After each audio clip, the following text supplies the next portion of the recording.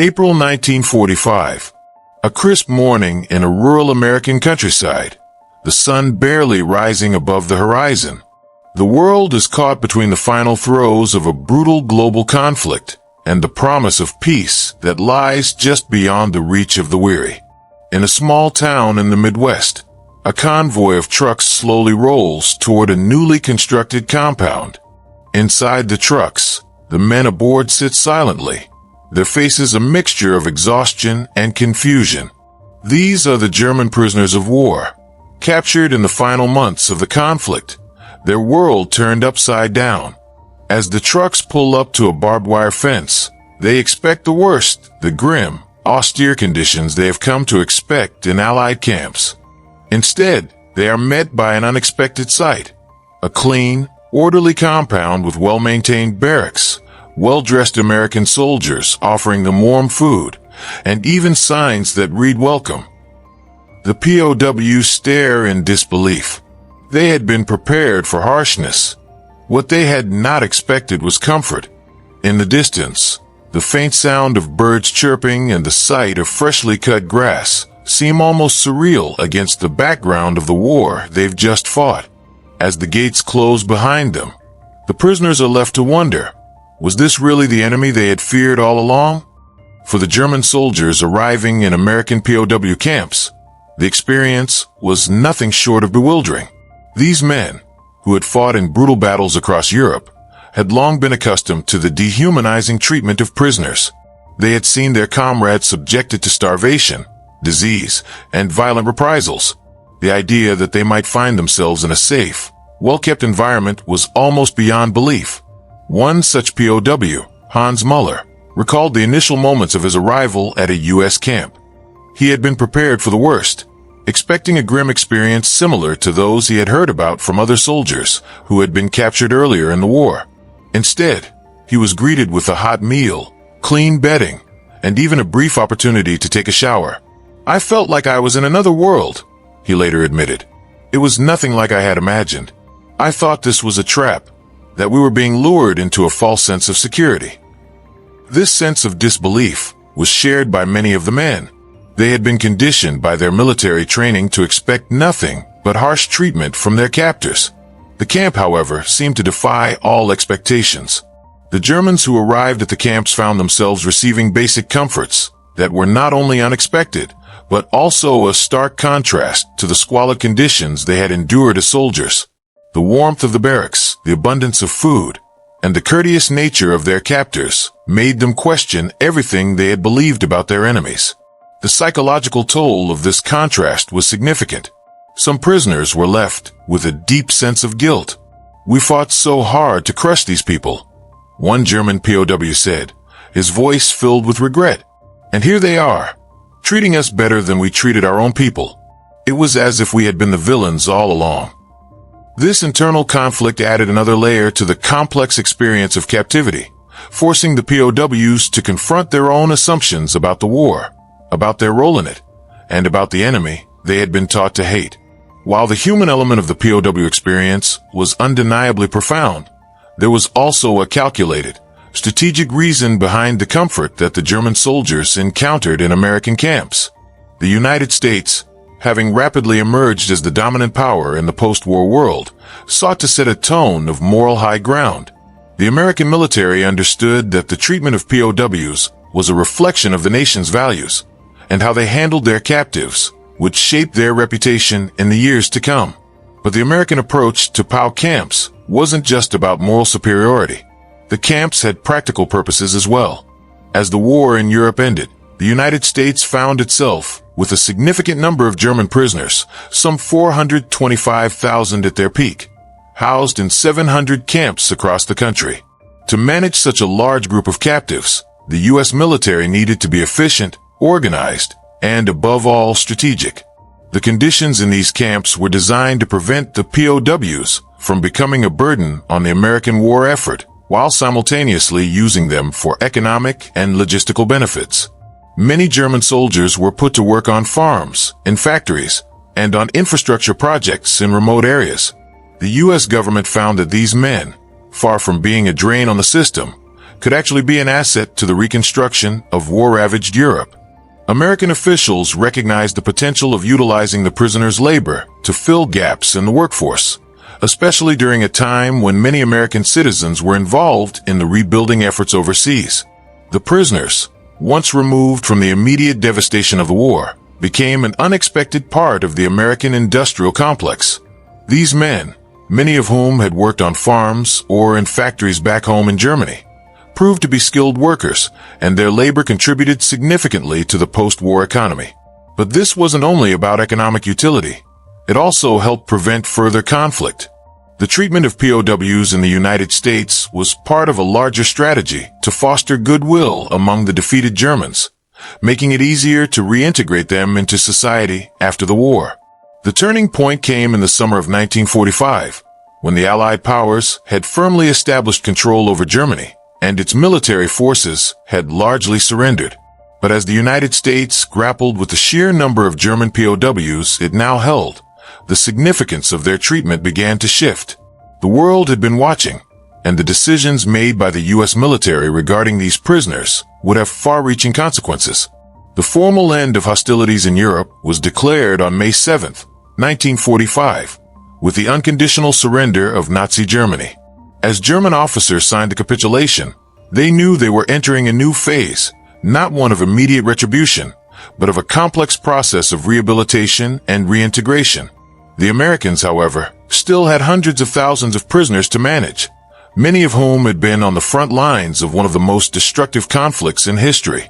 The prisoners began arriving in greater numbers, often in groups of 1,000 or more, to the newly established camps in the U.S. The shock they experienced upon arrival was stark. For many, it was the first moment of peace since the war had begun. The American POW camps became a symbol not only of the Allies' military victory, but also of the moral superiority they aimed to project in the post-war era. For the German soldiers, the realization that they would not be met with hatred or cruelty was profound. The first major incident occurred when a group of POWs was told they would be sent to a camp in the American South, where they would help with agricultural work. As they disembarked from the transport, they were met by a military officer who handed them each a meal tray filled with hot food, something many of the prisoners had not seen in years. One prisoner, a man named Karl Schreiber, was so taken aback by the quality of the meal and the calm demeanor of the soldiers around him that he believed the food must have been poisoned. "I kept looking around, trying to figure out what the catch was," he later recalled. "The soldiers smiled at us and told us to sit down and eat, but I thought, this can't be real." It was a moment of deep cognitive dissonance for Schreiber and his fellow prisoners.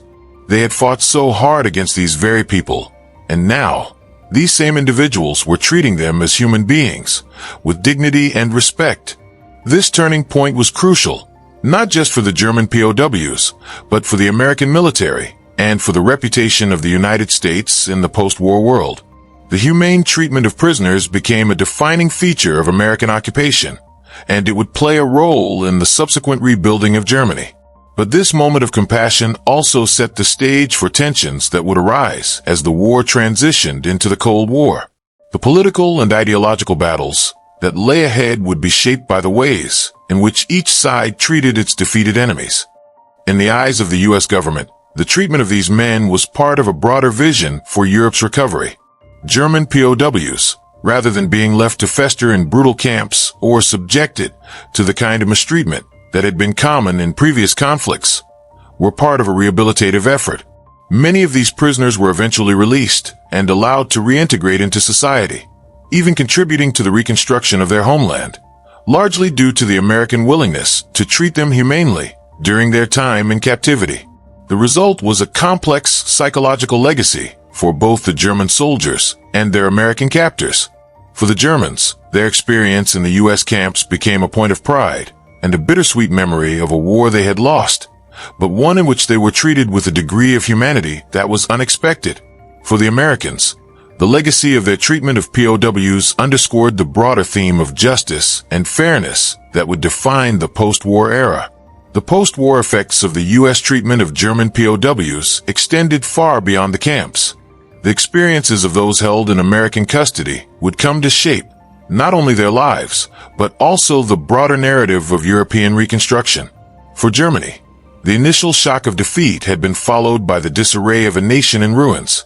Yet, the compassionate handling of their soldiers by the Americans stood in stark contrast to the total destruction the Nazis had brought upon their own people and neighbors. The prisoners who were released and sent back to their country often returned with mixed emotions: gratitude for the humane treatment they received and the weight of their nation's culpability in starting the war.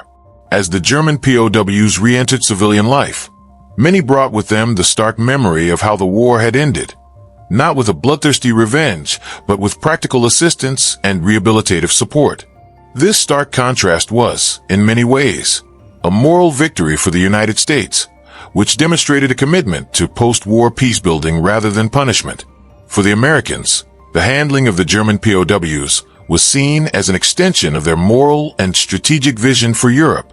This approach also set the tone for the U.S.'s role in the unfolding Cold War. While the Soviets took a more punitive approach to prisoners, forcibly using them for labor or subjecting them to harsh conditions, the Americans understood the importance of reconciliation.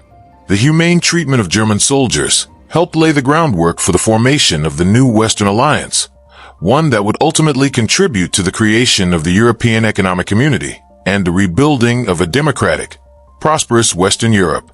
However, this treatment was not without controversy, especially among those Americans who were hard-pressed to understand why former enemies were treated so kindly. Some U.S. veterans who had served in the European theater were appalled by the idea of offering comfort to the men who had fought against them. In many towns and cities across America, there was a deep skepticism regarding the POW camp's approach. Critics claimed that the prisoners, having been given food, clothing, and medical care, were living in luxury compared to the average American soldier, many of whom faced the same hardships during the war.